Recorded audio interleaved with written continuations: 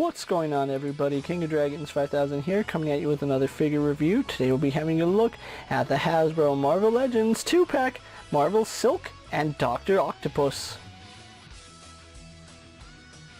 And so here we have Silk and Dr. Octopus posing out of the packaging. Before we take a look at the figures, let's run through the accessories. Starting with Silk, she does come with two different head sculpts. We do get her unmasked head, which looks really nice. And then we do get a masked head, which also looks equally as good. She also does come with several sets of hands. We get a pair of fists, a pair of splayed open hands, a pair of grip hands, and then a right hand with the silk web coming out of it. And then her final accessory is her mask that she has down around her neck. Dr. Octopus also does come with two heads. He does come with the stern neutral head, and then he does come with a very angry head.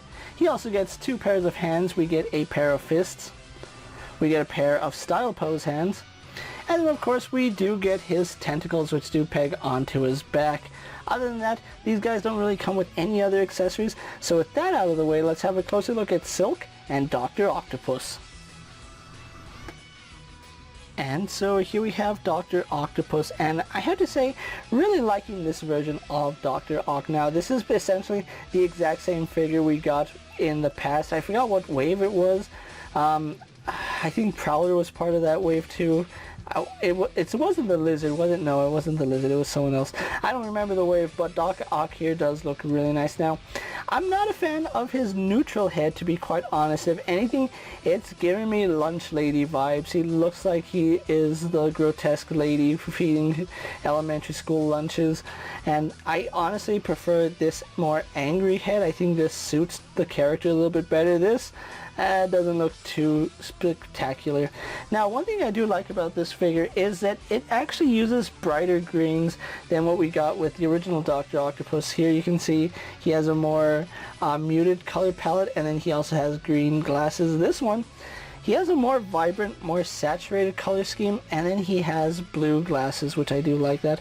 I'm not a fan of how they did his tentacles. They're the exact same tentacles that we got in that previous figure, but these are done in like this pearlized blue, metallic blue, which I guess under the right circumstances it does look like metal, but they kind of look a little plasticky just because it is that translucent marbleized plastic.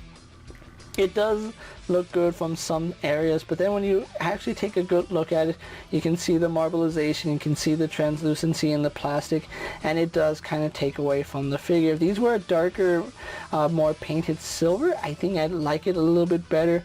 But the detailing on them is very good. You can see the segments on each arm. Those look really nice. On the end of the hand or claw, you can see it has really nice detail, almost like it was be articulated. Unfortunately, it's not articulated except at this ball joint, which is pretty much useless. As far as the character goes, it's the exact same that we got with that original Dr. Octopus. You can see he does have this really nice jumpsuit, which does fit the character nicely. All the wrinkles, all the seam lines look really good on this figure. The parts where you peg in his tentacles, they do work very nicely. If anything, I think these tentacles work a little bit better than that original figure. I haven't had any issue with them falling out, so that is good. Again, his colors are more saturated and brighter, which I am a fan of. I like when they do variants like this. He does have two pairs of hands. Like I said, we have him with the fist, and then we have him with the splayed open style pose hands. I kind of wish he also came with a pair of grip hands. That would have also been nice so he could hold other things. Then we go on to his legs right here, where you can see he does have these really nice wrinkled jumpsuit going into the boots, and those boots are very nice, vibrant yellow orange. Overall, love the color scheme of this Doc Ock. Now, I'm probably going to change the tentacles on him, just give him the original Doc Ock tentacles and call it a day, but he still looks really nice. So with that out of the way, guys, let's actually get a closer look at Silk. So here we have a better look at Silk, and I have to say, this is the star of the show. This is Hasbro's, I believe it's the third attempt at giving us Silk. I forgot what wave she originally came out in, and then she did have that PulseCon exclusive Was it PulseCon or just Hasbro Pulse exclusive? I passed on both of those figures and finally got Silk here in hand, and I'm gonna say really happy I waited, because this is a very beautiful figure. They went back and completely redid her head. It's no longer as generic as it was in that original figure. It is a very beautiful head sculpt, and she looks very good. I absolutely love what they did here. They absolutely knocked it out of the park with this head. Actually, they knocked it out of the park with both her head sculpts. They look really nice. It's really hard to say how I want to pose mine. I'm probably going to keep the unmasked head because I really like looking at this face. It is a very well done face. Kudos to Hasbro for sculpting this. Her hair also has some really nice highlights in it. You can see she has blue highlights, which does make her hair pop. So once again, very good job by Hasbro making this figure the way they did. It's absolutely gorgeous. Having a look at the rest of the figure, I do have her with her scarf right now, or the mask piece, which it is a loose fitting appliance. It would have been nice if it sat a little nicer on her body, but it still fits pretty well. I do like the way it hugs her body. As far as her costume goes, it is this really nice black with the white belly right here. You can see the S for silk, and then the web lines go from red to black down here at her stomach. The spider emblem does go onto her shoulders and then goes to her back. Now, I do believe that this is using the, was it Scream? No, not Scream. Dang it, I forgot what her name was. She came out in the Venom movie. It's not Siren, but she is using that particular body, and it is very good. I do like it. It functions beautifully. I love the articulation on it, which we'll have a look at. But as far as the costume goes, there's really not much to say. She just has this really nice black suit, and then we do have the red fingers on each hand, and that's a really nice detail. The hands are painted very nicely. On the rest of her body, you can see the spider is painted going down to her legs, and then it does wrap around to the back right here, which it does actually look good. I can't deny that Hasbro put effort into this figure. As far as the body goes, I want to say it's the same type of plastic that we had with the Spider-Man that we had to look at, the Amazing Fantasy Spider-Man. The plastic feels like it's a better quality. Now, there are some areas that are shinier than others. It might just be from where I've been touching it. It could have just been rub off from the factory. But yeah, it's very good plastic, and it does feel good. On her feet, they look really nice. They have some paint on them. Overall, not the most exciting costume, but I really do like the way Silk came out. They did a very good job with her. Absolutely gorgeous looking figure, and again, that head sculpt, one of the best that Hasbro has given us. So yes, I do really like this Silk, and I am glad I held off on those other two figures for this one. So with that out of the way, guys, let's actually have a look at how Silk and Dr. Octopus compare to other figures you may have in your collection. Here we have Silk and Doc Ock posed next to a Marvel Legends Cyclops and a DC Multiverse Superman. Here we have Silk and Doc Ock posed next to a WWE Elite Scale figure and a Mezco 1/12 Collective Popeye the Sailor Man. And for one final comparison, here we do have Silk and Doc Ock posed next to a Lightning Collection White Ranger and a Star Wars Black Series Mandalorian. So with the comparisons out of the way, let's actually have a look at Silk and Doc Ock's articulation. Now we'll move Silk off to the side so we can have a look at Doc Ock's articulation first. It is on a ball joint, but you can see it really doesn't function all too well as a ball joint. He does have some slight up and down, some slight tilt. Left and right works perfectly fine. But he does have a hinge in the neck, which does let him look up slightly. He can look down, which is really good. His arms are on ball joints, so they do go all the way around. They go out to the side, and you can see I have this is the only leg that seems to pop off frequently, but you can peg it in just like normal. But yeah, as far as his arm goes, that's as far out as it goes, and that's how it was on the original figure. We do have a bicep swivel, double bend here at the elbow, going to a little past 90 degrees, and then we have a swivel hinge here at the wrist. really stiff joint right there. And a lot of joints on Doc Ock are really tight. I don't know why that is, but yeah, I feel like if I put too much pressure on something, it's gonna break, and we're trying not to break figures, so yeah. He still has that diaphragm joint, which works really well. You can see he leans forward very nicely, does tilt to the side, to the other side, rotates very good, goes back about to right there before the joint starts hitting the ports for the tentacle. But yeah, we don't get anything at the waist, unfortunately. Most of your rotation is, well, all your rotation is just done here at the mid-torso. Legs do kick forward to about right there. They go back and out to the side again, very stiff. I don't know why it's so stiff, but they only go out to about right there. Going back in, he does rotate here at the thigh. We have a double bend here at the knee. We have rotation at the boot, and then we do have a hinge in the ankle going back and forward. Yeah, unfortunately, I just popped another tentacle off, but they peg right back in, no issue.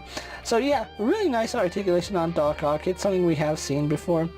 Moving him off to the side and bringing Silk back out, we're going to have a look at her articulation, and she does have the more updated Marvel Legends female body articulation. So she does have a ball joint here at the head, which it doesn't have that lollipop that we saw on older figures, which is nice. Moves up and down, pivots side to side really nicely, as well as left and right.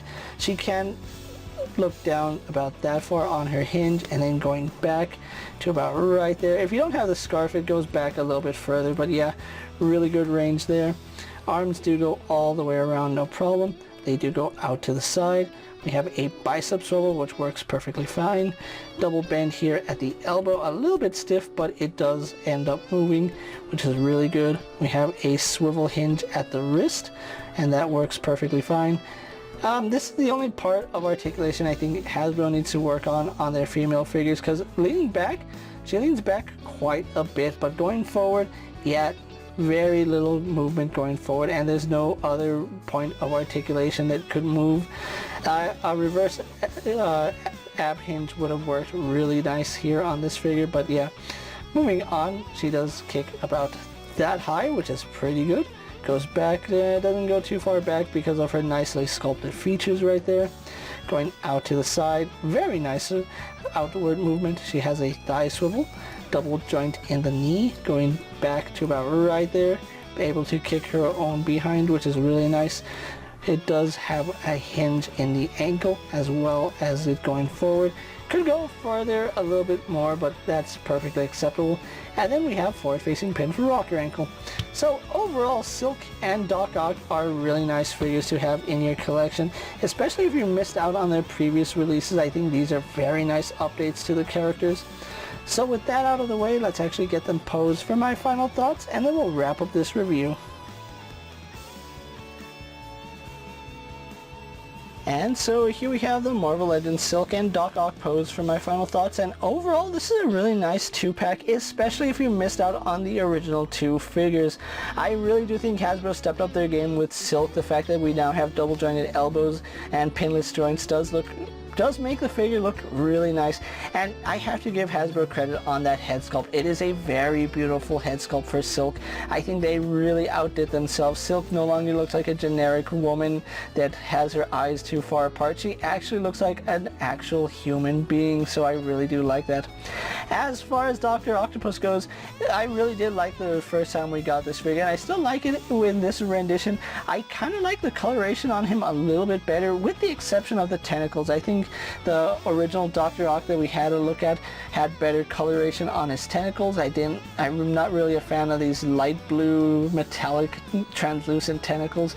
It's still a really nice figure, don't get me wrong, but I'm not a fan of his second head sculpt. I really do like the angry head, not really feeling the lunch lady head, unfortunately, but overall this is a really solid set, and if you missed out on both the original Silk and the original Dr. Octopus, this is a really nice set to pick up.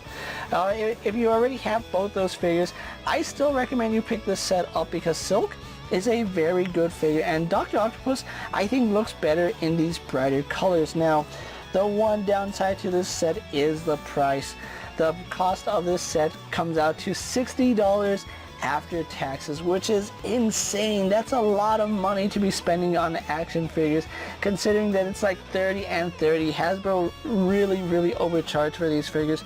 Even though they do have really nice paint apps and the plastic does look and feel really nice with the exception of the tentacles, it's not a $60 set. I'm not going to sugarcoat it. Hasbro completely overcharged for this 2-pack. It shouldn't be any more than $50. The fact that you're paying $60 after taxes is outrageous, and Hasbro really needs to think about the pricing of some of these figures, because they are starting to kind of price people out of picking up a lot of these sets.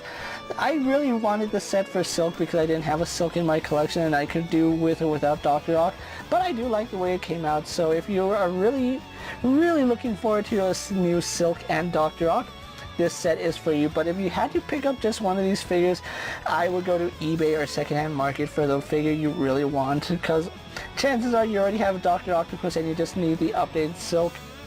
So check secondhand market for Silk.